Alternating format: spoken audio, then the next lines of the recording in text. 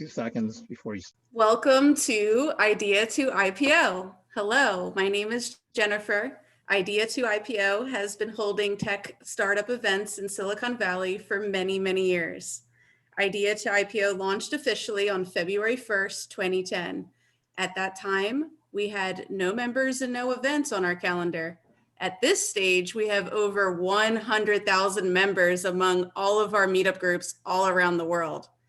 We have organized, promoted, and produced over 2,469 events. We are the most active, most prolific startup event organization in the history of Silicon Valley, bar none. We organize and produce venture capital panels, legal workshops, and more. These days, we are 100% online. We hold an event nearly every day of the week. Check out our schedule at ideatoipo.com. Our featured speaker tonight is Roger Royse, one of the top startup and venture capital attorneys in Silicon Valley, and he is passionate about helping entrepreneurs succeed. Ladies and gentlemen, Roger Royse. Roger, take it away. Okay, thanks, Jennifer, and thank you to Rob Lau and Idea to IPO for inviting me to be here today and for hosting this event.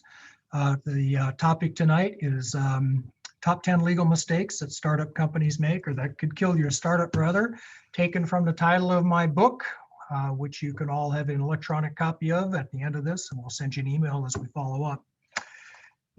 Before we get going, I want to mention a couple of things. This is part of a series. We do this a lot. And if you are logging in late, and if you're worried about missing any of the hilarious jokes that Rob just finished telling, don't worry, we're going to be sending a recording around later. My slides will also be available. You'll get the slides. They'll be posted on SlideShare. And the recording will be posted online on YouTube. You can find it on my YouTube site as well, on my personal page, rogerroyse.com. You can also find it on YouTube, Royce Law. So I am a partner, a partner, a corporate and tax partner with the AmLaw 100 law firm of Haynes and Boone. I'm resident in the Palo Alto, California office. You've probably been hearing a lot about Palo Alto today from the hearings that have been conducted in the Senate. You know, technology is on the hot seat today, as it has been for a while and will be for a while. That's where I'm coming to you from, but I'm not here to talk to you about big, giant, humongous tech companies. I'm here to talk to you about startup companies and how you can become one of those big, giant, humongous tech companies down the road by not making any silly mistakes.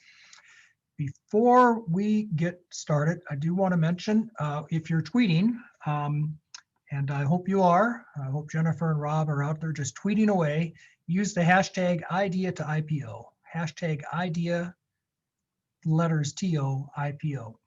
If you're looking for me, I'm going to circulate my LinkedIn. In fact, and I want to let you know that we're also live streaming this on Facebook even as we speak. Future events, we don't have any planned, but stay tuned, or at least I don't. I know Rob has a million of them. When we do, we'll let you know. Now, I'm going to speak for about an hour. If you have questions, use the Q&A box. You can use the chat box if you want to tell me that something's wrong or tell me a joke or something like that. But use the Q&A box if you got a question. I'm going to come back to the questions at the end of the hour presentation. But first of all, I guess I'd like to know who's out there in the audience and who I'm talking to. So I'm going to take a little bit of a poll here. Take a look, there's a poll. How many startup entrepreneurs? How many of you are an established, holy cow, it's all startups this time. Other, how can there be an other? I refined this poll. Somebody chat me and tell me what categories I'm missing here, because I'm obviously doing something wrong when I've got 6 categories of 0 and people another. Oh, technologists, darn. Okay, I'll add that back. So almost all startup companies, 80% startups, and actually a few in established companies and some service providers, and a few in other as well. Okay, other will assume are technologists or just starting. Okay, all right, good enough. Let's try another poll. We're doing these events, as you know, online. We used to do these live. I used to have to, schlep down to Sunnyvale, on Tuesday night. I'd have to leave at about noon to get there by 7 at night, fight traffic, and then drive all the way back. We still got good audiences, but not like we're getting now. So I think we're going to be doing these online from now on. But one of the beauties of doing these online is we get an audience from all over the world. Not too many people from Western Europe because it's, I don't know, 4 in the morning there now or something, but we certainly get a big audience. It's mostly Silicon Valley. About half the people here tonight are from Silicon Valley. About a third are from other parts of North America. Got some people from Asia, some people from Africa. But this is primarily a Silicon Valley crowd or an other North American crowd. So I'm going to tailor my remarks to that crowd. In fact, it's almost as many people. In fact, there are more people from outside Silicon Valley than there are from in Silicon Valley. Wow, South Pacific as well, and Africa. No Latin America, no Europe. Okay, we'll do the next one at, I don't know, 6 in the morning so we can get that part of the world next time. All right, that's it with the polling. Now comes the most difficult part of the program. Please don't try this at home. I'm going to attempt to share my screen. Somebody chat me if you can see. You should be able to see my slides. Awesome.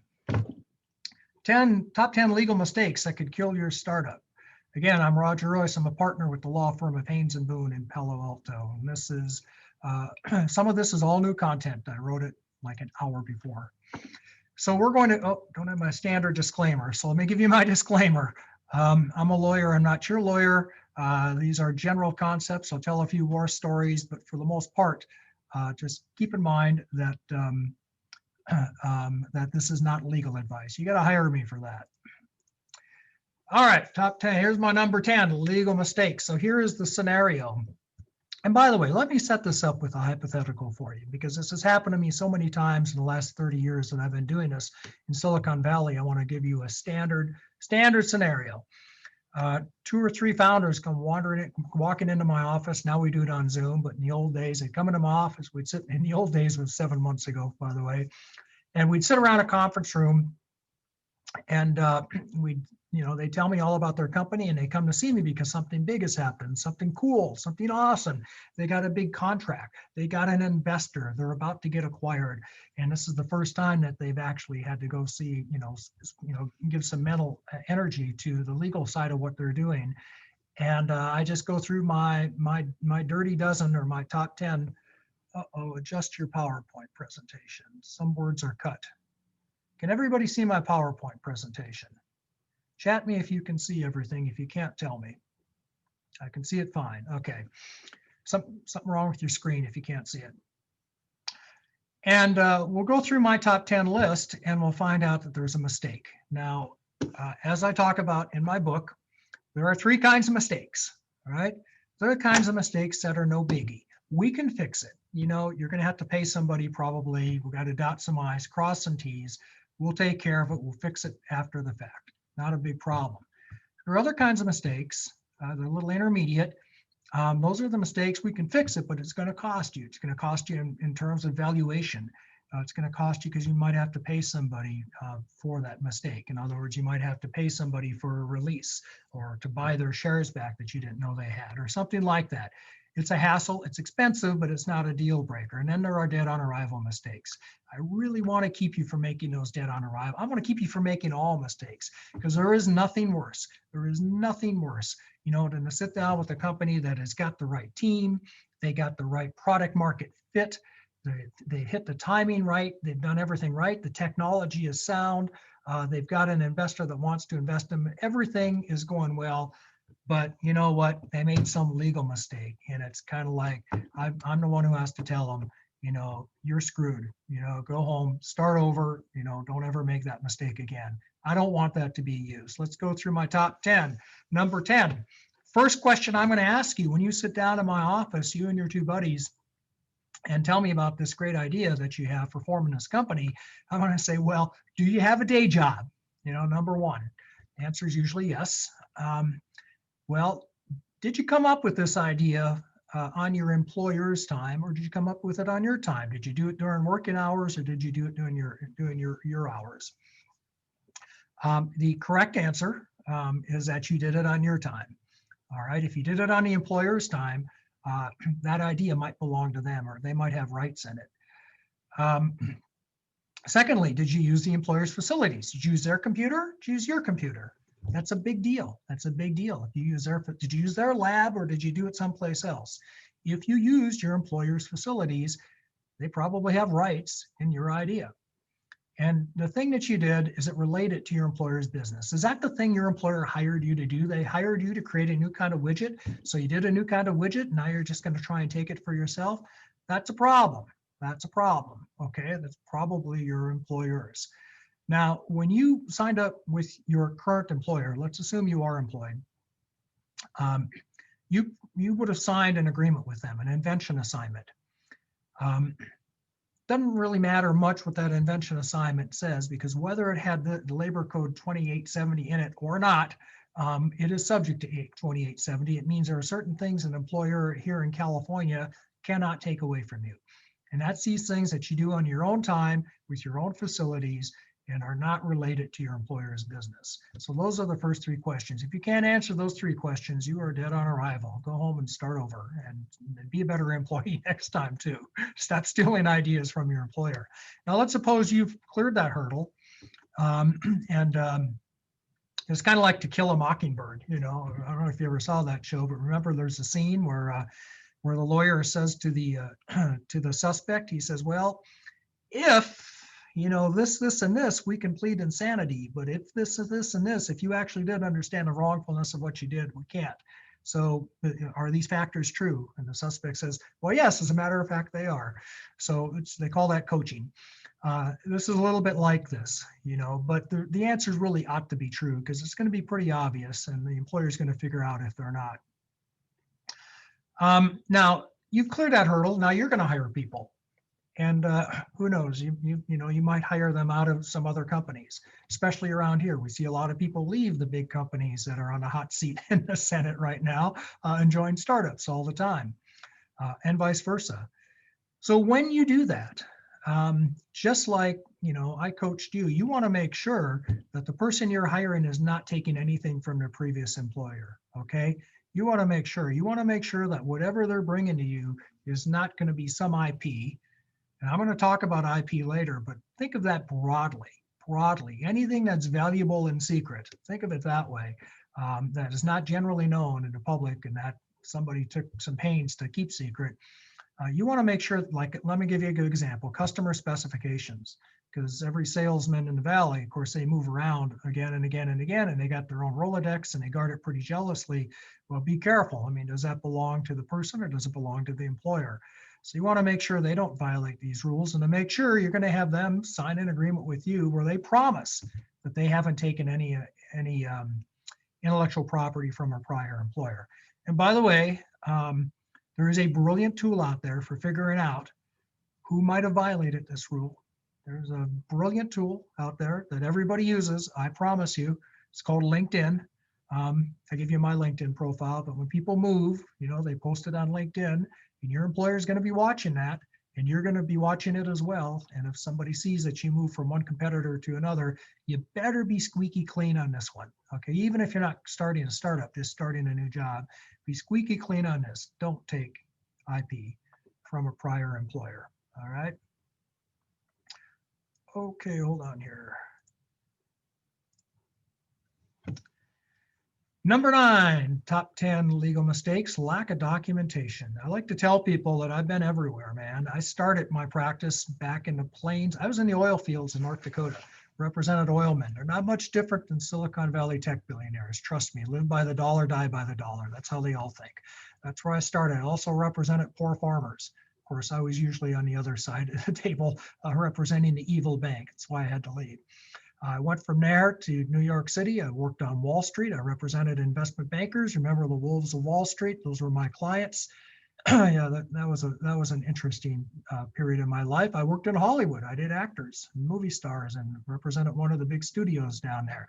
And half of my work now is international. Why am I telling you that? Because in all of those different markets and all of those different geographies, all those different people, everybody makes this mistake. You know, they always make this mistake. Everybody who does anything legal, they just don't respect the formality.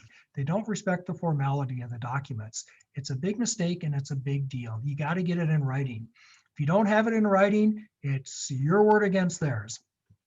And it is surprising how little writing it really takes to satisfy a legal standard. I've had people come into my office who were, you know, who made millions based on bar napkins. And I've had people come into my office and lose their company. I'm not making this up over stuff they scribbled on a bar napkin. I'm not making this up. I've had people come in here and sit down and whip out a bar napkin with ink on it saying, look what your guy promised me. You know, right here, look what he said. He wrote this napkin. It's a legal binding contract. You don't think it is? Trust me, it is.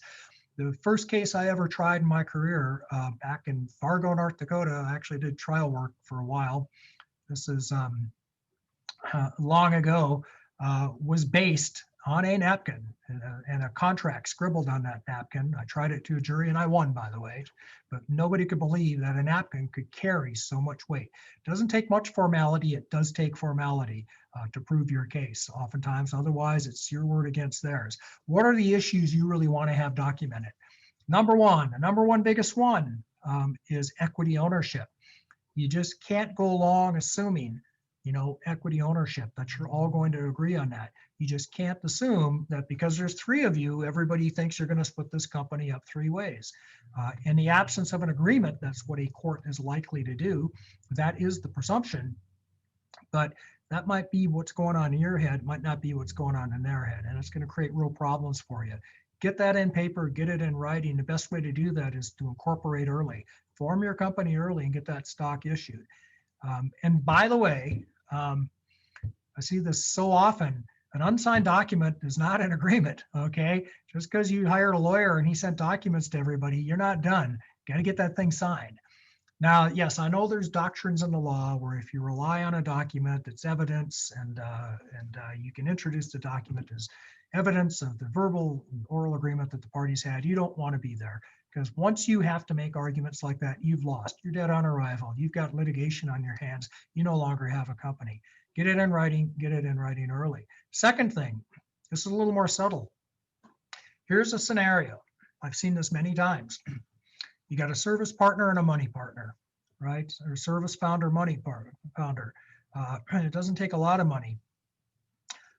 You're buzzing along, you're humming along. The company needs money. You're bootstrapping, meaning that you're funding it yourselves, you and the other founders, and you're just pumping money into the company. You're not documenting it. You're not saying this is a loan or this is a contribution to the capital of the company or I should get some sort of preference or return. You don't even think of it until you get to that financing event, that valuation event, and the person who put the most money in says, "Wait a minute, I should be getting more stock for all that money I put in." Or that's a loan. I always intended I would get my $100,000 back first, from this company. We need to put some debt on the balance sheet. Stuff like that happens all the time. And then there's going to be an argument because I promise you, I haven't even met the service partner yet, but I know what he's going to say. He's going to say, "Oh, no. The deal was I put my services in, that's sweat equity, and you put your money in." And the money partner is going to say, "Oh, no, that's not the deal. The deal is I made a loan to the company. We just didn't get around to papering it." You're done. You're all done unless you can negotiate some sort of arrangement. And then finally, vesting. Okay. Finally, vesting, you really want to get that in writing. Vesting is so important. So everybody know what vesting is. Vesting is the idea that you earn into your shares. You earn into your ownership in the company. It doesn't just get granted to you on day one and then you never have to do anything ever again. Although if you were here 1 week ago at this time, 15 minutes earlier, obviously, you would have heard me tell the story about a very successful startup in San Francisco that had two founders, did not have vesting restrictions. Well, had more than two, but they did not have vesting restrictions. And one of them disappeared, on day one with her stock. and kept it. Didn't do a lick of work and made millions and millions of dollars for not doing anything. The other founders were not very happy about that, not very happy at all. I'm surprised they got funded, because normally in that scenario, what happens is the investor says, you ain't getting any of my money until everybody agrees to vesting restrictions. I need to have golden handcuffs. I need to know you're going to stick around and make this company successful. That's founder vesting. Every founder should vest. How long should they vest? 3 to 5 years. 3 to 5 years is the general rule here. And by the way, that 3 to 5 is going to be extended if you get venture capital. If you were here a week ago, you would have heard about that. If you were here a month ago, you would have heard a whole hour and a half about how to get venture capital. You'll find that discussion online. You can watch it later if that's your interest. But the VCs will make you unvest again and again and again. But just keep in mind, you're going to be earning into your stock until you exit as a general rule, or until you get bought out. Now, I know what you're thinking. Okay, and by the way, that's what vesting is, right? And 3-year vesting means, if I leave this company within a year, I keep 1/3 of my stock, the other 2/3 goes back to the company at a nominal repurchase price.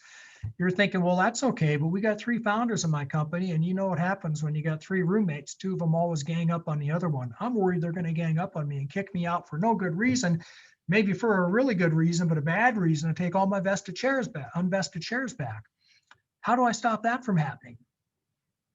And you'll get this idea. You'll say, well, I'll tell you what, if I get fired for no reason, I get kicked out of the company, terminated without cause, I think I should get all of my shares vested, because that's not my fault. It's not like I retired. You kicked me out. You call that a single trigger.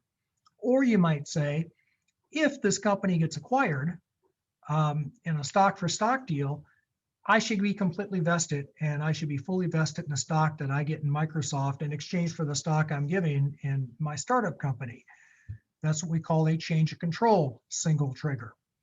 Those are both single triggers. They're often requested. They're rarely granted anymore. In fact, when they are, it means somebody wasn't paying attention a lot of times.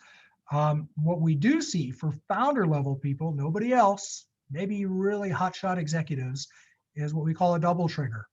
That means that if I get terminated without cause within 6 months or something like that of a term of a sale of the company, then I get part or all of my shares vested. We oftentimes see that, and that's to protect against that scenario where somebody is made redundant through an acquisition. If you're the CFO founder in your organization, you might want to think about double trigger. CFOs don't usually last very long after an acquisition, but less important for the tech genius that needs to stick around and make sure it all works. Advisors, we talked a lot last week about what an advisor is, why you should have them, who they should be. Here's a mistake everybody used to make once at least, but none of us make anymore. Advisor vesting. What does that mean? Advisors typically, they get paid in stock or options, never in cash. You're a startup, you don't have cash, you have equity, but they have to earn into that. But unlike you, who's there every day and every night at your company, and unlike your employees, who you're giving 5-year vesting, by the way, it's 4 or 5 years, your advisor, they don't show up at work. They're not an employee. We don't really know when they're working. We don't really know when they're done working, when their project's over. How are we going to have time-based vesting? Very, very difficult. So what we want to do is set milestones. It's typically going to be 2 years. That's what we have for advisors, because if they can't get their stuff done in and out in 2 years, they might not be an advisor. They might be a more permanent member of your team. 2 years, but you want time, but you want milestones. So if the advisor was hired to get you 6 sales leads, they better get you the 6 sales leads before they vest. Or if they're hired to help get you into some company, or hired to solve some technical problem or some market issue, whatever it is, set up milestones, performance metrics. That's really the best way to do it with advisors. Okay, stay with me here. Don't go to sleep. We're going to talk a little tax.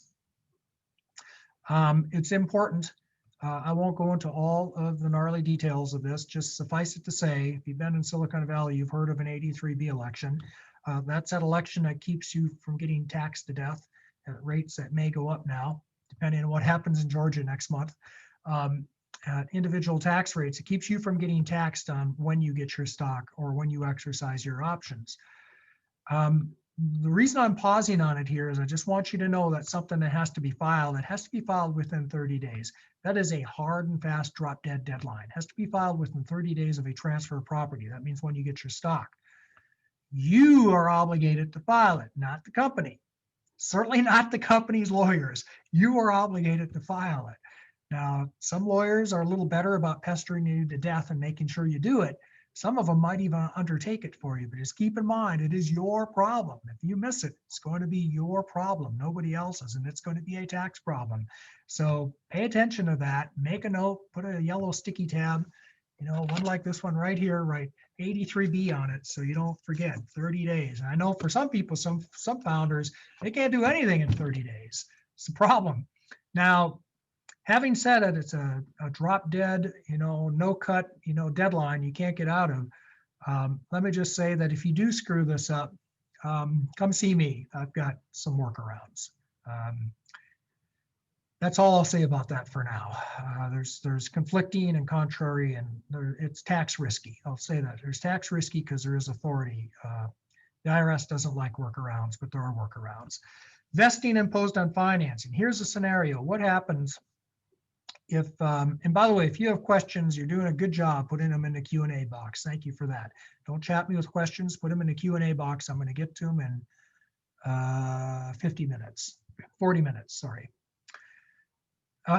Here's what happens. You don't have any vesting, or you don't have enough vesting. The VC comes along, they put money, they put a financing in place, and they say, look, we're going to finance your company, but we need you guys to unvest your shares. You're all almost fully vested.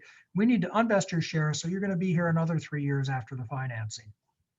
What do we do? How do we do that? Well, we just enter into a restriction agreement, a stock restriction agreement. It says, poof, my formally vested shares are now unvested. Do we have to go tell the IRS about that with another 83B election? The answer is no, you don't. But be careful, because here's another scenario. Company comes along, investor or acquirer comes along, and they say, we're going to buy your company. We're going to trade you some of our Google stock in exchange for your startup company stock.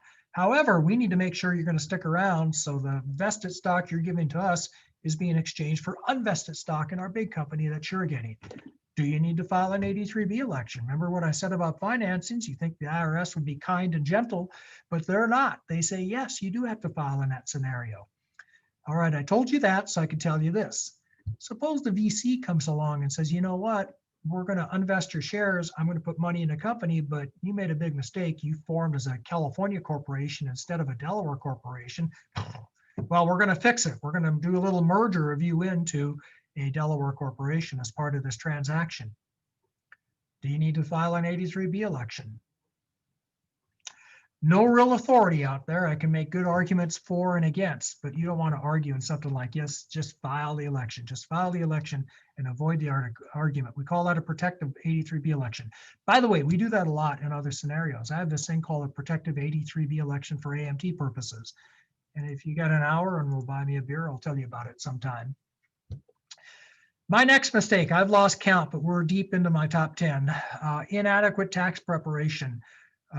Again, I don't want to put anybody to sleep, so I will just tell you that here in Silicon, and by the way, I started as a tax lawyer. That's what I used to do. That's all I used to do was big, intricate international tax structures. It's fun. It's like playing chess with the government, except, you're playing chess. Well, no more disparaging comments about the government tonight, but it is matching wits. Now, as a Silicon Valley lawyer, I have to fall on my tax sword quite a lot these days, quite a lot, because people ignore this. People completely ignore this. Why do they do that? And what are they ignoring? Well, outside Silicon Valley, outside startup land, you think a lot, really hard, about whether you're going to be a pass-through entity or a separate corporation, a C corporation, we call that. Because if you're a pass-through entity, like an S corporation or an LLC, there's one level of tax on the earnings of the entity. I just wrote an article about this, latest up to date. You can read about it in the Silicon Valley Business Journal. Google it. It's a really good article. I recommend it. You can also find it on my homepage, rogerroyse.com. Anyway, here in Silicon Valley, people ignore those rules regularly. They form as a C Corp, even though it's tax inefficient. Why do they do that? There's really two reasons. Number one, a C corporation can issue this stuff called qualified small business stock, QSBS. They're like Miranda rights. You might not know what they are, but you certainly want to have some. It's a good thing. It's a good thing for you to have, because if you can hold that stock, if your investor can hold their stock as well, you can hold it for 5 years and then sell that stock, you pay 0 federal tax on all the gain up to $10 million or 10 times basis on the stock from the sale of the stock. That's awesome. That is an awesome deal. It is such an awesome deal. It's been around forever. Since 2010 now, we've gotten 100% exclusion. And you've heard all that. We just went through an election season. You heard everybody talk about tax reform, and we've heard this every year. We hear this all the time. We hear Democrats talk about it. We hear Republicans talk about it. Everybody thinks the tax code is unfair and things have to be changed, reformed. Nobody dares touch this benefit. Nobody, Democrat or Republican, wants to do away with this benefit. In fact, it was expanded by Bill Clinton. So this one's here to stay, and you can only offer this to your shareholders and investors if you're a C Corp. Second reason, if you're going out to take investment from venture capital investors, like pretty much everybody who walks through my door wants to do, you're going to have to be a C Corp. That's all they'll invest in. I could go through all the reasons why that's true. Just suffice it to say, you're going to want to be a C Corp. Let's suppose two things. Number one, you messed up, you went online, you did it yourself, you decided your Google search was as good as my law degree, so you formed your own company and you did it wrong. You did a California limited liability company, or even worse, a California S corporation. And now you realize your investor's saying, oh man, you got to fix that if you want my money. Can we do it? How big a mistake is that? Is it even a mistake? All right. Might not even be a mistake if you have a tax sensitive investor who wants you to be tax efficient and is willing to live with the complexity and doesn't need qualified small business stock treatment. But let's assume that's not the case, as in my world is most often true. Not a big deal. We can convert your LLC. You give up a little bit of qualified small business stock, potentially benefit, but you still retain all the exclusion of gain and all the appreciation after the date of incorporation. So we can do an LLC conversion. I want to caution you, you did your, do-it-yourself brain surgery the first time, you messed it up. Don't do it the second time and try to do your own LLC conversion. They are way trickier than people think. Okay, I've done enough of them to know, and I've done a lot of them. It's super easy as a corporate matter, it seems, but it is complex as a tax matter. And you can get a good tax result or you can get a terrible tax result. So this is the kind of thing that don't try this at home, get some advice on this. And by the way, I've seen a lot of lawyers mess this up too. It's just, it's subtle, it's counterintuitive, it's tricky, it's complicated. Most of the time, it works out okay. It's not a big deal, but there are some traps there you don't want to step into. The other thing I want to say about that is sometimes it's not that you messed up and you need to incorporate. Sometimes being an LLC was the right thing to do. You had losses. You're in a position to use the losses. You wanted to take them personally. You did the LLC. You waited until you flipped and became profitable. Then you incorporated. That can work. That is a strategy. It is a sophisticated strategy, but it can work. So don't think that it's a mistake just that because you're a pass-through. It can be changed and it might be the right answer. It's never going to be where you're going to end up, though, if you're going to get money from a venture capitalist.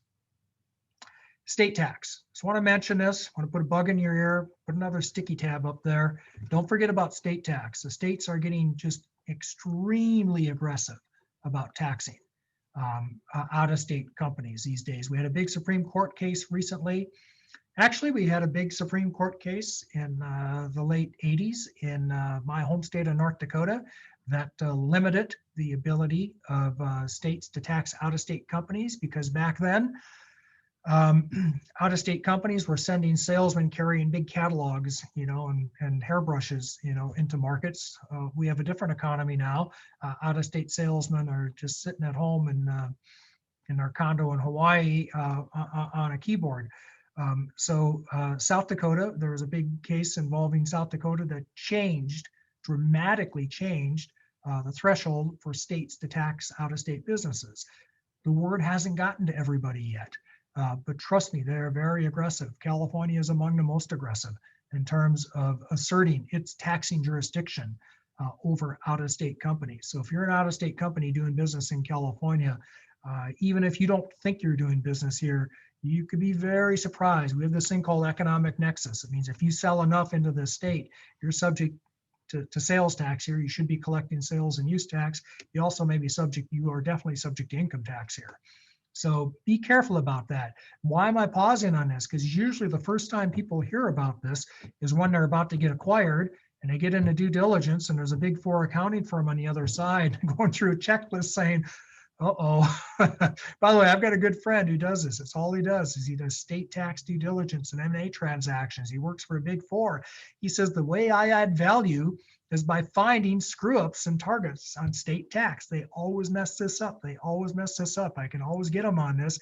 And how do I add value by that? I go tell the buyer company and they've reduced the purchase price. I'm worth my weight in gold. So don't let that guy get ahead of you. Wow, I'm way behind. I'm not going to get through my top 10, am I? Ignoring labor laws. Okay, we could talk so much about this. If you were here last week at this time, 15 minutes earlier, you would have heard me tell the story of HomeJoy. That is an online platform. What they did is they matched housekeepers with homeowners. So you go on the platform, think of it Uber for housekeepers, right? What could be simpler than that? They raised $40 million in venture capital. Then they got sued for misclassification, class action lawsuit, and they never raised another nickel. They went broke. Imagine that. Welcome to California. And this is probably true in a lot of other states as well. So what I want to mention about that, and right, put your questions in the Q&A if you've got questions for the end. If you have something for me immediately, you can go ahead and use the chat box. So what I want to mention about that, in particular, let me move my chat box here,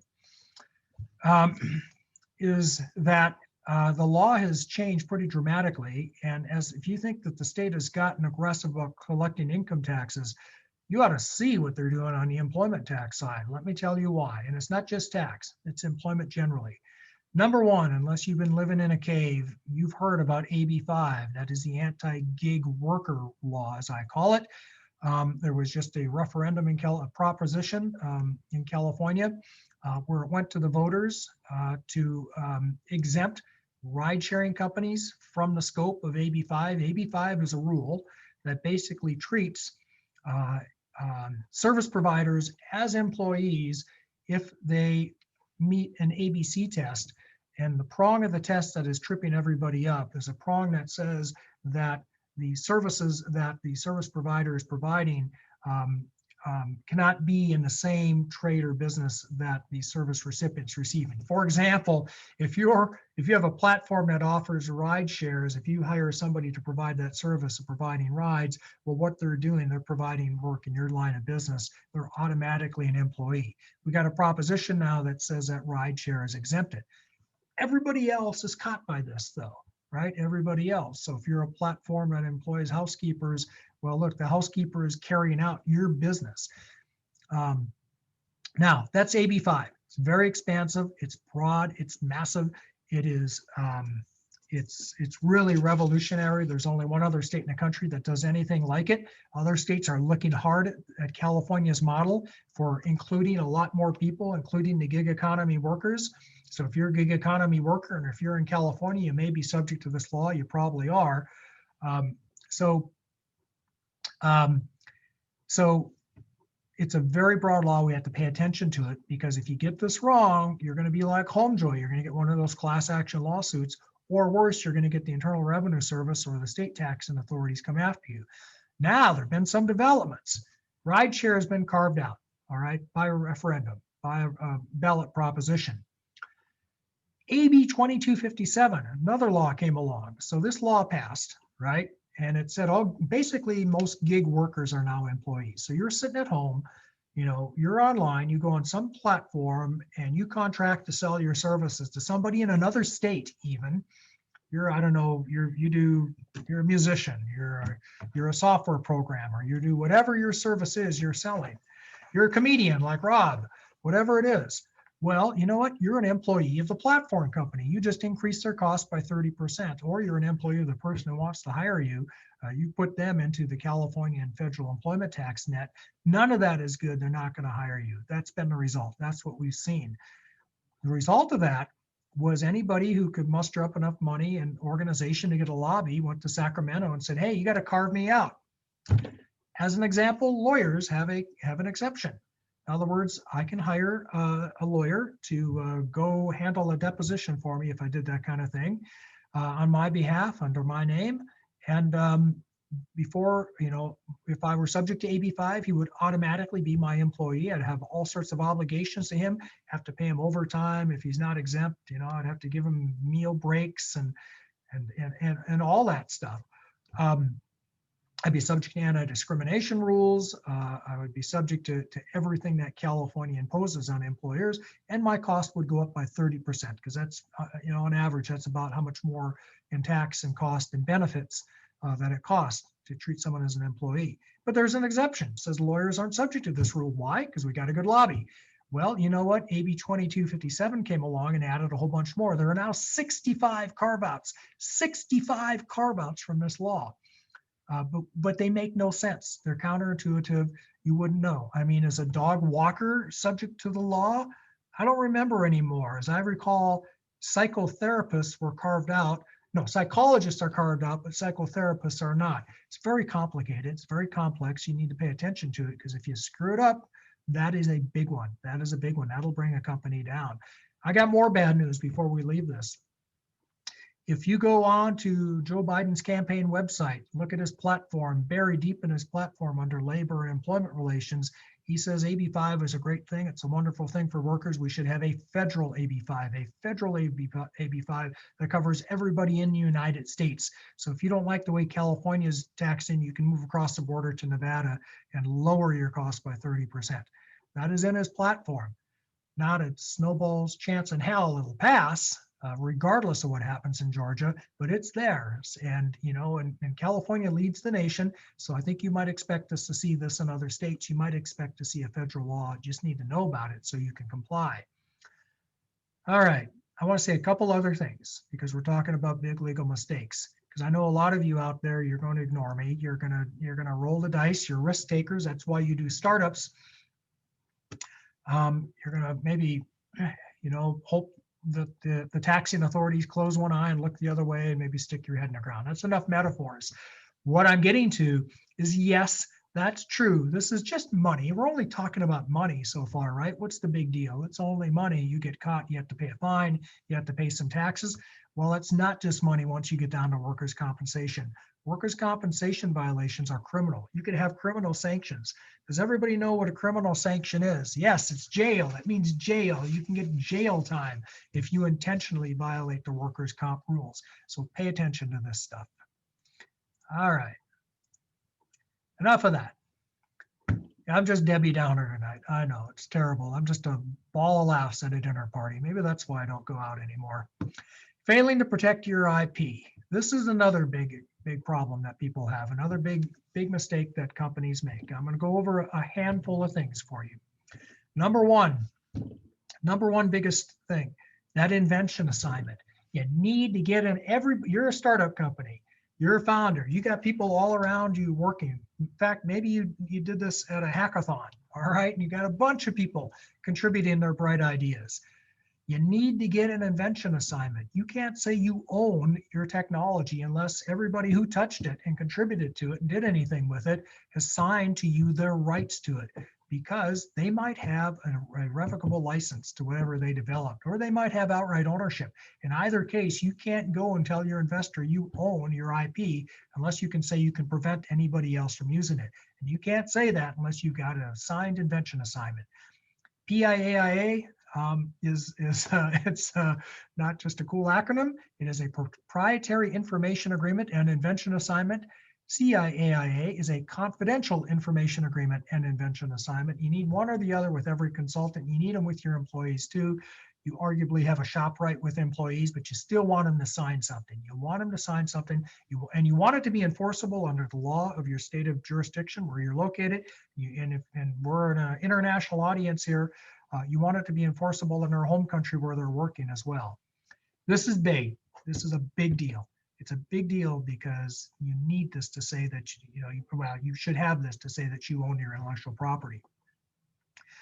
Related to that, you want to put a little thought into your invention assignment. Your invention assignment, if you're using a standard form, especially if you went online and downloaded it, it's going to have a little, it's going to say, by the way, for, to avoid doubt, the stuff on the schedule that's outlined on the schedule doesn't belong to the company. Those are tools of the trade that the worker brought to the company. We'll go look at that schedule. 99% of the time, there's nothing on it. Nobody, I don't know, maybe people stop reading. Why is that a big deal? Why is that bad for everybody? It shows people didn't really respect the formality of the agreement. So if I'm trying to challenge it in court, and by the way, California, if you think that's crazy, just let me show you a few pleadings you can read. If I'm trying to challenge it, I'm going to say the people, the parties didn't take this agreement seriously. They didn't even complete it. They didn't even finish it. They didn't fill out the schedule.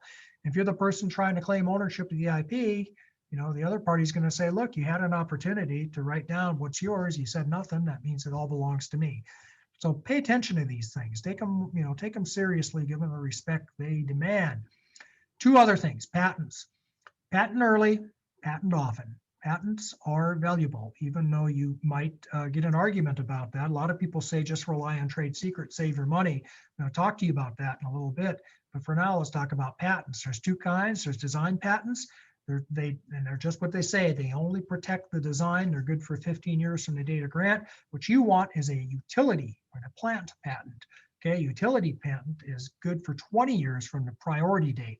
What's a priority date? That's the date that you file. And if you don't have a lot of money to pay a lawyer to do a utility patent, you can do a provisional patent. They're inexpensive and they give you an early priority date.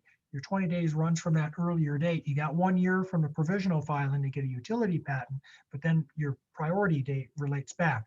So a priority date means that you can sue somebody for infringing after you've been granted the patent. That's why they're so valuable. Again, remember what we say about IP. It's not your right to do something. It's your right to keep other people from doing something. And then, and by the way, to get a valid utility patent, just keep in mind, you have to have a patentable subject matter. That's a useful process, machine, manufacture, or composition. It has to be novel. That means it wasn't available to the public prior to your filing date. And we're pretty much a first to file jurisdiction now. It has to be non-obvious. That means you can't figure it out. It's not obvious from any prior art. There are other requirements. We won't go into it. I've got a whole hour and a half of slides on this if you're really interested. Text me, email me, find me on Facebook, tweet me on Twitter, link with me on LinkedIn, send a picture to Instagram. I'll send you my slides. Trade secrets. This I really want to talk about because that's most of my clients and most startup companies have a lot of value wrapped up in their trade secrets. What is a trade secret, right? It's not a registration. It's not like a patent, trademark, or a copyright. You don't file anything to get a trade secret. In order to protect something as trade secret, it has to be secret. It has to have value by being secret, and it has to be subject to reasonable efforts to maintain its secrecy. Where most companies screw up is by not putting in place reasonable efforts to maintain its secrecy. Now, how big a deal is this? I want you to think about your company. How much code do you have in it that's important to what you do? How much specifications? How much process?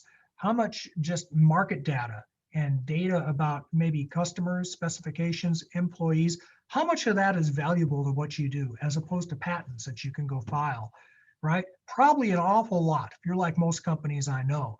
What a disaster if it turns out that doesn't belong to you because you hired an employee. And by the way, when employees leave, when they walk out your door, your trade secrets walk out your door too. Yeah, I know the law says they don't. Trust me, they do. So you want to be able to stop somebody from stealing your company through trade secret. And most of the time, if people mess this up, is because they didn't take efforts to maintain the secrecy. What are those efforts? Got to have good NDAs. Got to have good NDAs. You have to restrict access of people to the IP. You just got to put in place a lot of procedures that are going to keep people from seeing it.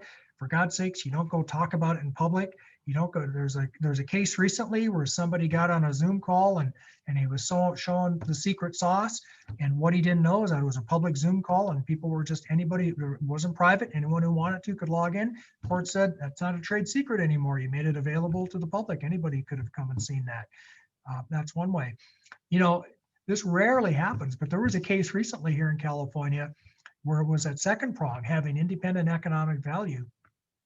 Somebody sued for disclosing some information that they thought actually was it's a whole different body of law, but put some of the executives at risk because it was information, you know, that they wouldn't want to be known into the public because people, it's like their personal phone numbers or something, would call them and harass them, and they didn't like who they voted for, or whatever it is that you harass people about these days.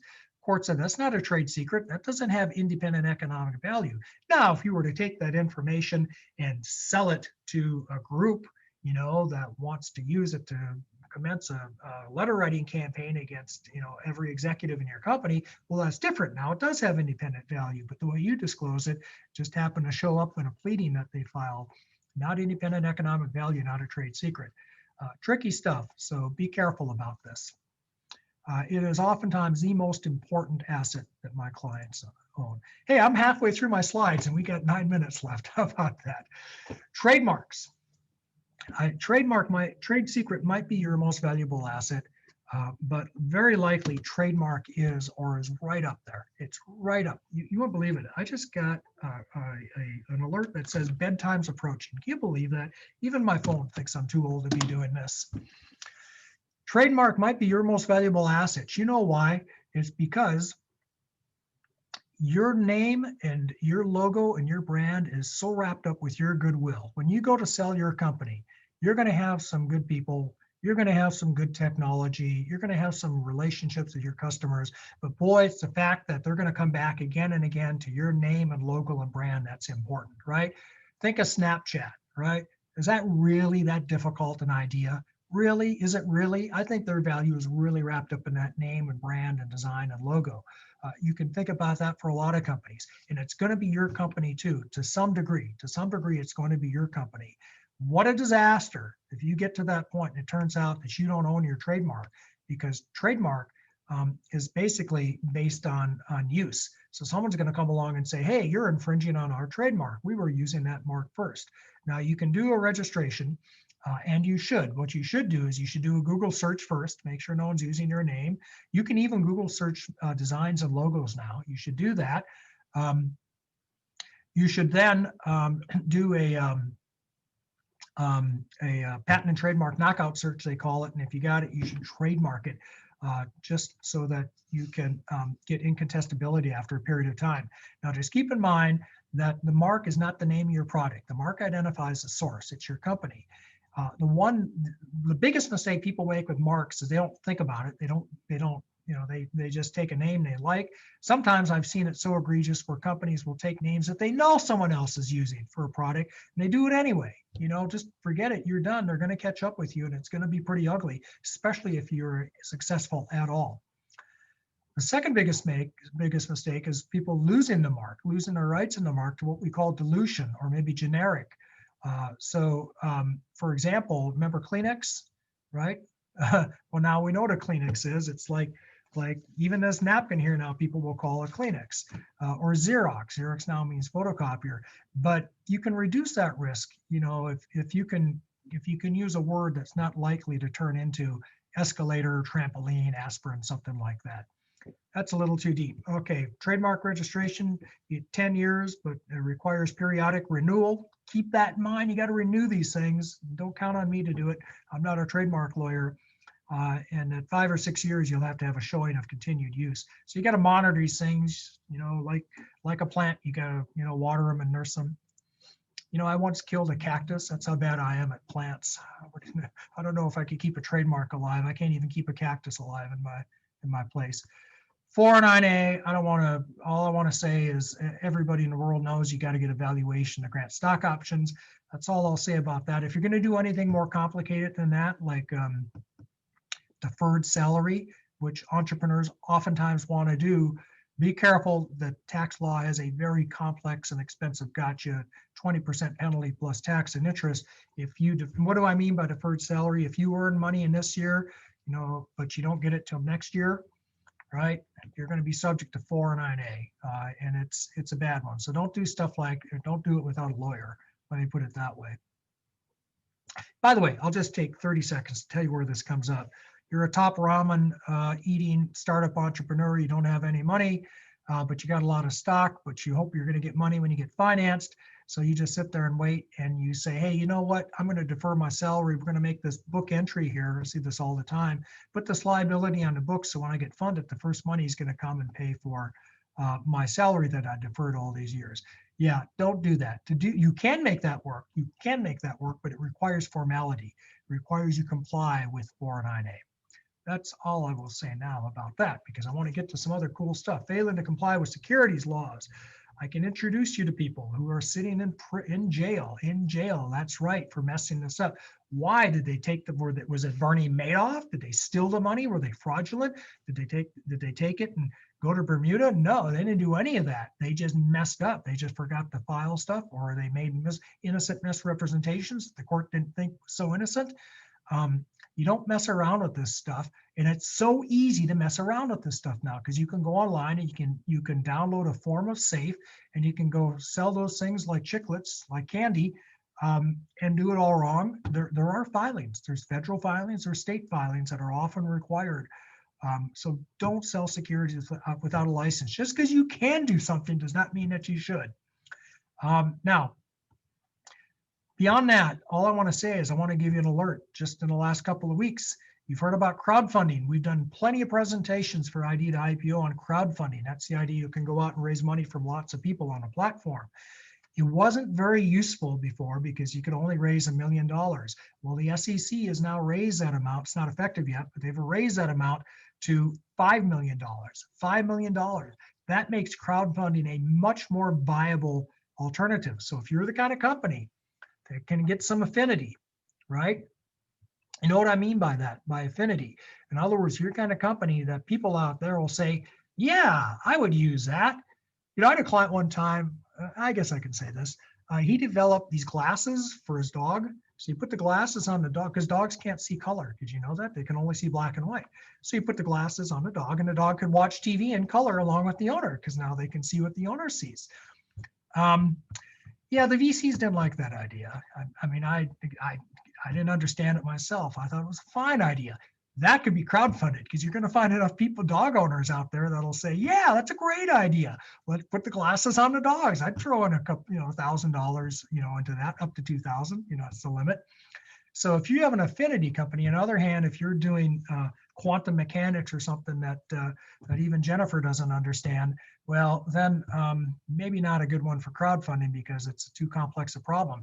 But it used to be that you could only raise $1,070,000. It's not enough to justify all the costs, because it's a complex exemption.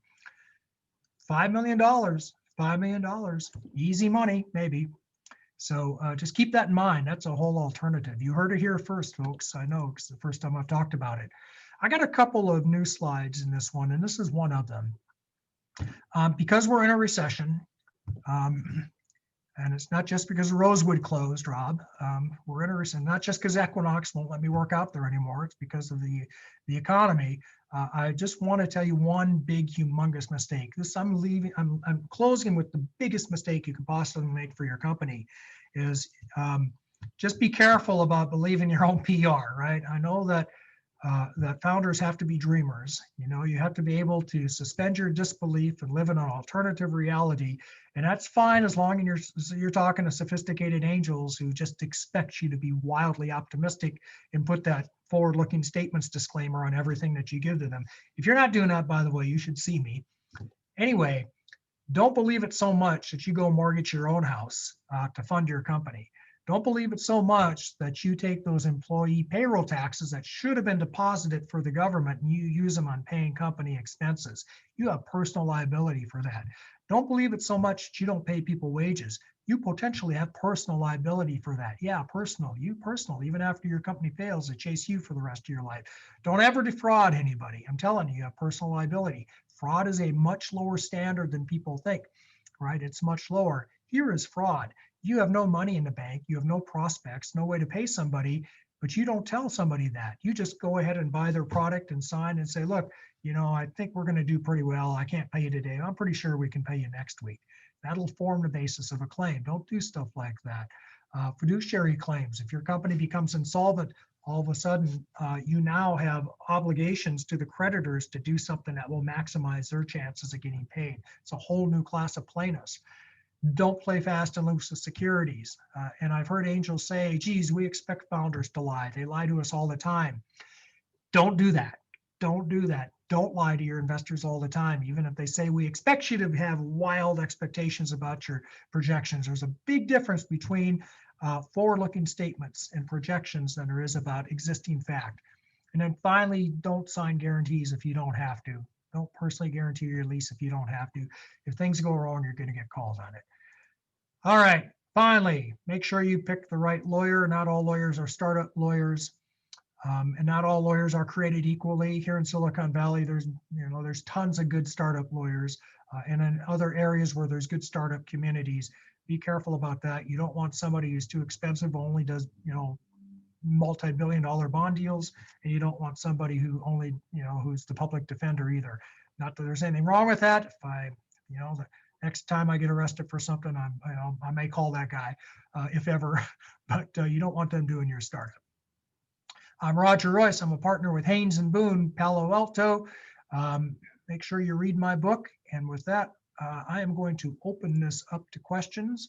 First, I'm going to stop sharing my screen. All righty, let's go to the questions. We're going to do 30 minutes of questions unless somebody tells me something else. All right, put your questions in the Q&A box. Wow, we got a lot of questions. Yeah, okay, what's it all cost? That's always the first question. How much does this stuff cost? Here's the thing. Some of this is quite commodity-like, and you can go and it's not even an antitrust violation to discover that most lawyers are going to charge you, a couple $1,000s to incorporate you, but then the bells and whistles are not. So for a privacy policy, you're going to spend $2,500 to $4,000 for a standard, super basic bare bones privacy policy. You just are. I really don't think you should just go steal somebody else's privacy policy. And if you do, make sure, you take the word Amazon or Google or whatever out of it and put your own company's name in if you do that. But it's not a good idea because your business is different, right? And your privacy policy, especially if you're here in California, does have to have certain language. It does have to warn people about certain things. You have to tell them what you're doing with their data. You got to give them a right to be forgotten. And if you're doing business in Europe, God help you, you got GDPR. But that's about what it'll cost, and privacy lawyers, once they know what you're doing and what your site is and what it's about, they can give you a good quote. All right, but that's kind of the range. All right, somebody asked me if I am familiar with one of the online tools for incorporating their company and providing some other services. I'm familiar with all of them. And I got to tell you, I'm all in favor of them. I'm not going to name any of them. I'm all in favor of them because for two reasons. Number one, it's kind of like that automobile repairman who says, pay me now or pay me later. Like you can pay me now to fix that funny noise in your car, or you can come back later when your transmission goes out. Guess what? I make more money when your transmission goes out. So you can use one of those online tools and come back me when you need it to all be redone, because that's usually what happens. That is my experience. Not always, but oftentimes that's what happens. It's not a problem till it's a problem. So one reason I'm in favor of it is, if you're successful, I'm going to redo everything you just did anyway. The second reason is it's a great filter. It weeds out people who are not serious about their company. I used to have so many startups They weren't serious. They were tourists. They were just playing. They were dabbling. I know that because they were just unwilling to pay a couple $1,000s to incorporate their company. Instead, they'd rather try and do it themselves and take the risk that they did everything wrong and failed. So I don't have those clients anymore. Those clients are all using the online services. I have the people that don't want to take the risk of making a big mistake. So I am familiar with them and I'm all in favor of them. God love them. All right, when I generally search on Google, I usually see form an LLC and I said it's not a good form. Okay, it's a great form if you're doing real estate investing. It's a great form if you're forming a venture fund. I do venture fund formation or even a private equity fund or a real estate fund, any kind of fund. It's a great form if you're a consulting company and you're never going to scale, you're just going to generate a lot of income that passes through to you. It's not a great form if you're going to go out and get venture capital. All right. It's not a great form for doing that because VCs won't invest in that. It's not a great form if you have non-US shareholders because it's tax disadvantageous for those people to have an LLC at that point. So if you're a closely held company, if you're a lifestyle business, if you're not going to go the VC route, then it's a very tax efficient way to do business. I love LLCs. I've been doing them for almost 30 years in California. We first got our statute in the early 90s. Wyoming had it in the mid 80s. Believe it or not, I've done Wyoming LLCs. But no, I love LLCs for the right company. But my point is a little more thought should go into that than you might think. And not a lot has to go into it if you're a typical Silicon Valley tech startup that you're either going to get venture capital or you're not going to succeed at all. Everybody else ought to think about that. So there, I hope that answers that. What's the business 101 explanation for a young startup just after incorporating and paying the founders? We don't want to pay ourselves anything until the business brings in revenue. Do we have to pay ourselves? Are we employees? How does all that work? Thank you. Excellent question. Excellent question. So here's the rule on that. There's a minimum wage. There's a federal minimum wage and a California minimum wage, right? And every employee has to get minimum wage, except there are some exceptions. And one big exception is a partner exception. And it's a federal law exception.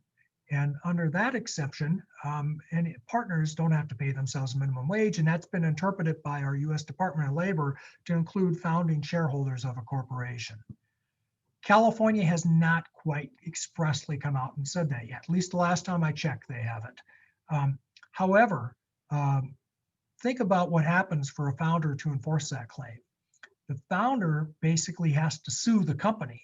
They have to sue their own company, right? So how likely is it that a founder is going to sue themselves? Because of that, we don't sweat that one so much. But I will tell you that in my career, I have seen when founders have a falling out and they don't get along, and especially if there's a lot of founders, and they kick somebody out, they'll come back with their labor lawyer and say, hey, you didn't pay me my minimum wage, this employment violation, that employment violation. So the answer is, that's Hollywood. This is just kind of the way people do this. They typically do not treat founders as employees until they get some money to pay them. But as soon as you can, you should probably do that. Because once you start building some value in that company and there's something there for a hungry plaintiff's lawyer to go after, you're a target. So don't, and by the way, the investment community knows that and they kind of factor that into the valuation. That's just part of the risk that they take when they invest in a startup. But the sooner you minimize that risk, the better. I'm a lawyer, so I'm risk averse, right? So I would say minimize the risk.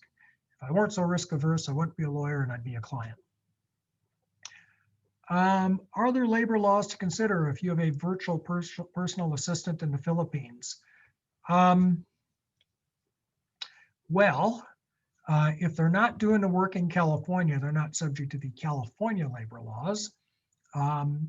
Are you subject to Philippine labor or any foreign jurisdiction? I don't know. You're going to have to check with that jurisdiction. Let's turn it around. Let's say that you're a Philippine company or any place. You're a Nevada company. You're a Singapore company. Wait, who do we have here? We had some people from Africa. You're an African company and you hire an employee here in California. Are you subject to the California labor laws? Yes, absolutely. Oh, wait, it gets better. Suppose you hire a contractor here. right? Are you subject to California labor laws? You might be under AB5. They might be reclassified as an employee. So now you got to get into the system. You got to withhold. You got to give them overtime. You got to give them wage and meal breaks, etc. It gets worse than that. Now you're subject to tax here. Even if they really are a contractor, if you're selling to California residents, you're going to have to collect sales taxes. You've got somebody here, you've got enough presence where you're going to have to file an income tax return probably. So if you've got people in other countries, or if you're a foreign company that has people here, yeah, you've got to comply with the laws of that company. So, you need to be careful. Now, your question's a little different than that. I know you say a virtual personal assistant. So typically we don't think of those people as employees, but they very well could be, depending on how much direction and control you have over them and what Filipino law is. I can tell you if it's reversed, if you're outside the country and you have a personal assistant in California, we're going to have to run them through the tests. And now they're not strictly within the AB5 test because the thing that they're doing for you is not your line of business, right? They're a personal assistant. They're providing work for you. But then we have to go through a direction and control test. It's a different test, the Borrello test, they call it. So are they subject to your direction and control? Are you providing their facilities? Do they have to report to work? Are you tracking their time? Here's a really important one. Are they doing this for anybody else or are they full-time, right? So you got housekeepers that come to your house, right? If they come to only your house and you're a big slob and they're all day, every day, and you got to tell them to report at 8 and leave at 5, well, they're your employee. On the other hand, if you're one on their, their list and they got 10 houses that day and there's a lot of them that they're going to, well, you know what? Probably not. They probably meet other than AB5. Well, even AB5 doesn't even apply then unless you're in the business of providing house cleaning. So you're probably okay in that scenario because you're not in the business of providing housekeeping. And they're not subject to your direction and control, so they don't meet Borrello. It's complicated stuff. It's complicated. It's counterintuitive. It's screwed up. By the way, I'm glad you reminded me. I forgot to mention this. That statute I cited, 2257, not only did it create 65 lobbyist exemptions, the biggest thing that it did is the thing no one's talking about. The biggest thing that it did, nobody noticed. It's buried deep in that statute. I had to read the whole cotton picking thing to find it. It's way down towards the bottom. It says, by the way, if you're an employee under AB5 for wage and hour purposes, you're an employee for tax purposes. That's huge. That's huge because maybe your employee might sue you. Maybe. God help you if the California tax authorities take an interest in you. And they've been extremely aggressive this year, extremely aggressive, right? They've been going after everybody they think is out of compliance. And now they've got, and you know what? I remember because I do EDD work, it's Employment Department Division, Economic Development Department, Employment Development Department. Anyway, I do the audits. And I remember an agent, before any of this happened, he said, I said, you might want to settle now. And I said, why would we do that? We got a good case. He says, well, if I come back armed with AB5, you're going to lose. And I said, well, that's not going to happen. AB5 doesn't apply to tax controversies. Well, as of September, they now do. I think he knew something he wasn't telling me. So be careful about this stuff. Where was I? What's the best way to protect an app? So I think what you're asking here is, do I have something that's patentable? And the answer is maybe, even though it's an app, maybe.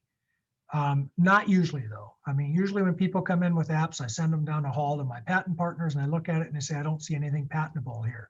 But you just have to let them, see if what they do qualifies as an invention. So you probably know about 10 years ago, we got some new patent law that made software patents hard to get, but not impossible. So it just depends. It depends. Now you're not out of luck just because you can't get a patent on everything in the app or anything in the app. Remember what I said about trade secret? Then you're going to rely very heavily on trade secret to protect that app. Plus trademark, right? Your app might rely very heavily on its brand and its logo. Next question, can we have the recording? Yes, we are going to be distributing a link with the recording as well as the slides, as well as a unique opportunity to join my mailing list if you so desire.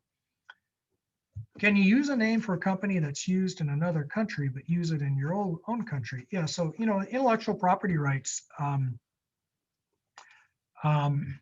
that's a really risky thing to do. And I'll tell you why, because I had a client who did that. That's exactly what he did. In fact, he started a company here, a company in another country in Europe, was using the exact same name for the exact same product. So he, not using me, by the way, he filed a trademark. He got me involved when the trademark was contested. We had to go fight over it. But intellectual property rights registrations tend to be territorial in the countries that you're doing business. But these days, it's so easy to do business nationwide. I mean, somebody puts up a website and I think it's pretty easy for them to be doing business nationwide. So I wouldn't do it if I were you. I wouldn't do it if I were you, not at all. Plus, it might be misleading. That's another basis that somebody can attack a trademark. Safe versus convertible notes. Believe it or not, I just looked at a convertible note today. I hadn't seen one in a while. Really brought back memories, brought a tear to my eye of what life was like back before we had safes. Let's see. So if you're a company, you want to do a safe. A safe is a simple agreement for future equity. If you're an investor, you would be better off with a convertible note. Although we rarely do these in Silicon Valley anymore. It's almost always a safe, just because all the investor protections that are built into the note usually don't matter. Here's why. So convertible note means it's like, I think of it, I call it the wimpy security. Remember the Popeye cartoon? Of course you don't. You're not old enough. Well, there used to be a famous cartoon, very popular. It's called Popeye. In fact, back in North Dakota where I grew up, it was probably the only option I had, because I only had one television station. And Popeye, there's a character in Popeye named Wimpy. And Wimpy he was a real mooch. He'd always say, "I will gladly repay you on Thursday if you will loan me the money to buy a hamburger today." Okay, well, that's a safe. That's a convertible note. It's like, here, we're going to give you some money today, Mr. Company, and you have to repay me on Thursday, unless we convert that note into equity. And we're going to convert it if you do a financing with a venture capitalist before Thursday. And if that happens, then all the money I gave you, you don't have to repay me. You just give me some stock, the same preferred stock you're giving the venture capitalist. Now, what happens if you don't do a financing by Thursday? Well, then you got to repay the note. Plus, you got to pay interest. Plus, it might be secured. So, as a practical matter, those notes were rarely repaid, right? Rarely repaid, right? Because if the company had the money to repay you, you didn't want it. You were investing in a company, right? So you wanted the stock. And if the company didn't have the money to repay you, it was a big disaster anyway. Then you weren't going to get your money back. So you're taking equity risk and getting debt return in effect, except for the conversion feature. So the safe isolates that conversion feature. So think of it as convertible equity. So I'm the company, and if you will give me $100,000 today, I will gladly give you some stock on Thursday, provided that I do a financing on Thursday. And if I don't do a financing on Thursday, we'll probably do one Friday and I'll give you some stock then. And if I don't, we'll do one next week sometime. And if I don't, we'll sell the company and you'll get your money then, maybe. Right? No interest, no fixed repayment date. Safes are much more favorable to founders than notes are, because they don't have to be paid. I've seen investors end up owning the company.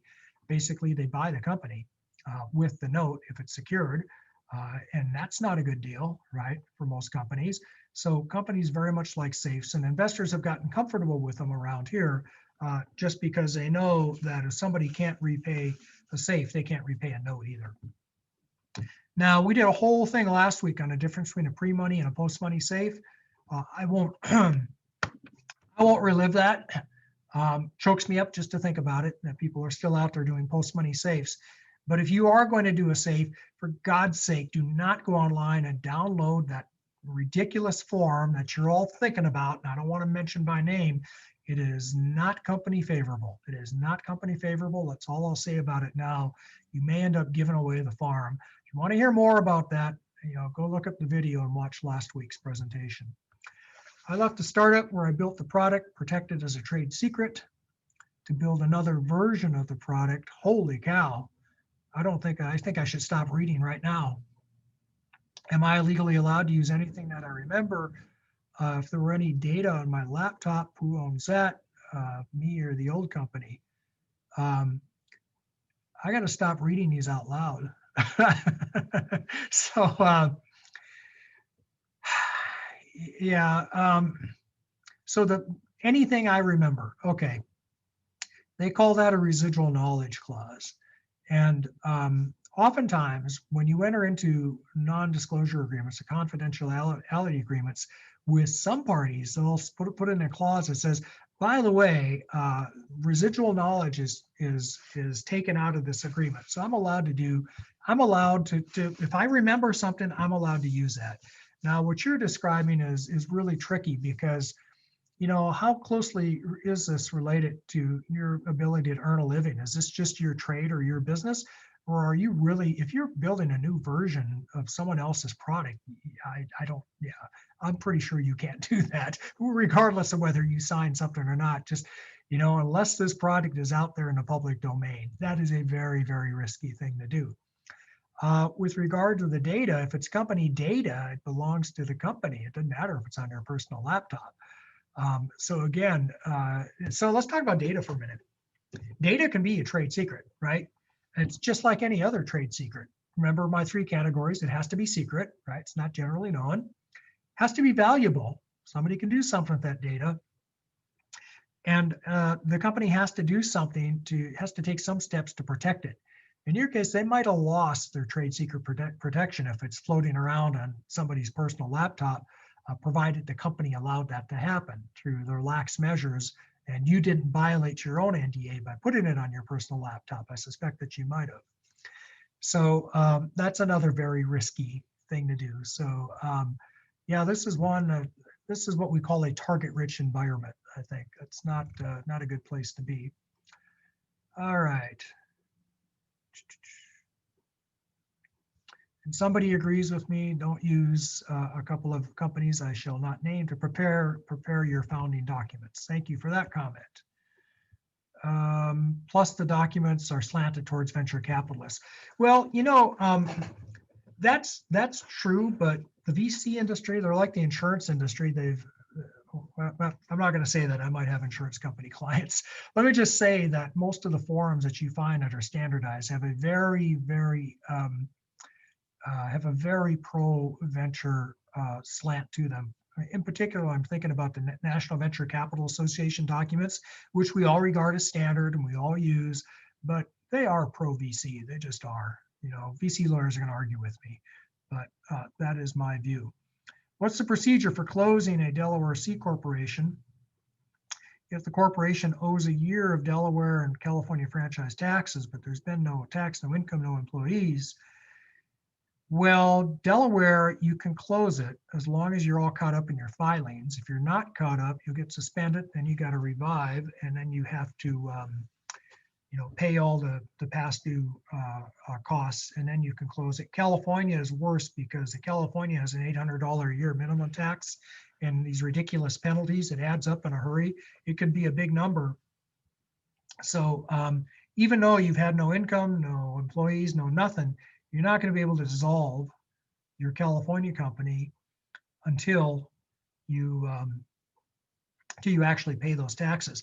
Now, this raises kind of an interesting issue. Why bother? If you walk away, the company's going to get suspended someday anyway. Delaware and California, they're going to get struck from the rolls. They're going to be terminated and administratively dissolved and all that stuff. So why bother going to the trouble of dissolving them, right? And honestly, most companies, most failed companies, nobody wants to put another $2,000 into dissolving it. They just let them fail. What's the problem with that? If anybody knows, chat me.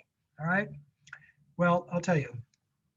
And by the way, I'm going to go till 8:45 here because we said 1 hour of talk and half-hour Q&A. So a couple of things. Number one, as long as it's alive, you still have this outside potential of personal liability for not following corporate formalities. Does that sound far-fetched? Well, I will tell you that California's Franchise Tax Board will go after founders and make that argument and say your corporation wasn't dissolved, but you didn't have meetings, You know, you commingled funds, you did all this stuff, you're liable for all of its debts, which increase every year because the taxes keep accruing. That's number one. They rarely succeed on that claim, but they will make it. And if you're nervous and you don't like to be pestered and you just want to be done with it, you'll be done with it. The second thing is that company could be revived down the road. You might not want it revived. Think of it as a zombie, right? A suspended company like that, they're a zombie. They're dead. They can't do anything. You know, they're not allowed to enter into contracts, but they're not really dead because they could be revived. You could go pay the taxes, file what we call a certificate of reviver, and bring it back to life. And then it can go out and do all sorts of stuff you might not want it to do because maybe you're not on the board at that point. So there are good reasons. There are good reasons I'm just reading this next question, but there are good reasons to dissolve a company. Okay, look, I didn't mean to beat up on the online incorporation tools that much. I mean, you know, I think they have their place. I just really think they ought to have a lawyer review it. I think they're a tool. They're not a substitute for law. The, you know, technology and artificial intelligence just hasn't gotten that far yet. Look there, people are texting me about that. Okay, sorry. Yes, your tools are wonderful, but just make sure you get a lawyer to weigh in on it before you get too far down the road. All right, what's the best option? Say for convertible notes, we talked about that. No, you misunderstand me. Somebody says, so you don't have to pay a founder. Federal law says you don't have to. I'm saying that there is this narrow exception that you can get out of paying minimum wage to a founder, but I don't believe you have the same exception for state, certainly not if you're in California. So you're always going to have, and the thing that we rely on is just what we call litigation risk. That's what you're relying on. So you do want to get these people on payroll as soon as you can. Can we give them equity and not pay them any cash? No, you can't. California in particular, the rule is you have to pay people currently, you have to pay them in cash, right? Currently in cash. You can't pay them in equity, you can't pay them in chickens, you can't pay them. You know what? I had a client back in Fargo one time tried to pay me in eggs because he was a poultry farmer. I've come a long way, I gotta tell you. What's your take on names that would be similar? That one I don't want to answer publicly because that'll give you away. But the standard is it likely to lead to confusion in the marketplace? Okay, we don't want that. In other words, let's, I don't know, give me, I don't know, a Snapple computer, too different than Apple computer. But you get the idea. No confusion in the marketplace. Here's a good one. This is a real one. I swear to God, I once bought a jacket, a brand name piece of, as a jewelry, piece of jewelry, name brand piece of jewelry. I got such a deal on it. It was in Hong Kong. I was so proud of myself. I was so happy until somebody later pointed out to me that it was actually a Cartier and not a Cartier. They changed the R to an N. That is a trademark violation. You know, I was confused. I'm Exhibit A for the plaintiff. Okay, how do you assign percentages to founding members? That actually is last week's presentation. We did an hour on it, how to split the pie, reward contributors. Do we need to pay $800 if we form a company in December? Aha, boy, we got some smart attendees out there. Maybe you're just trying to trap me. That's a trick question. You're trying to see if I really know my stuff or not. Actually, there is this rule. This is so California. In California, if you got to pay $800 a year minimum tax if you're a California corporation or if you're qualified to do business here. However, if you file after December 16th, the last 2 weeks of the year, you don't have to pay that tax. So there was recently a case, believe it or not, somebody sent their documents in on the 16th, the filing service being really good at it, they filed on that day instead of waiting a day like they should have. They had to pay the tax. The advice there is if you're going to send your documents into the filing service, make sure they wait before they file. But by the way, here's another practice pointer. You don't get out of paying federal tax. You got to file a federal return though. You know, even if you file on December 30th, you're going to have to file a federal return technically. I know people don't do it. Well, I started a real flame war here in my Q&A on online incorporation tools. So I'm not going to talk anymore about that. Let's go to something more controversial, like whether we should litigate over the presidential election results, just to kind of tone things down a little bit here. All right, and somebody says, well, we're going to incorporate in Delaware. Is it smarter just to wait till January? Yeah, I mean, I know people don't believe me when I tell them that you got to file a federal return, but trust me, I'm a tax lawyer. I've been through this. I've had to argue this before. I've looked this up. I've been doing this for 30 some years. And granted, you're not going to get called on it. But there is a ruling out there that says, I say wait till January, or you file a simple no income return. It's not a big deal, just a bunch of zeros. All right, with that, we are at the end of my slides. I got through all of them. We are at the end of my questions. I only did not answer one because it was a little too obvious. And it is now at the end of our time. All in all, happy congruence. I love it when a plan comes together. And with that, I'm giving it back to you, Jennifer. Wow, that was a lot of great information. Roger, thank you so much for being with us today and sharing your expertise and sense of humor. Audience members, thanks for tuning in and asking great questions. See you next time.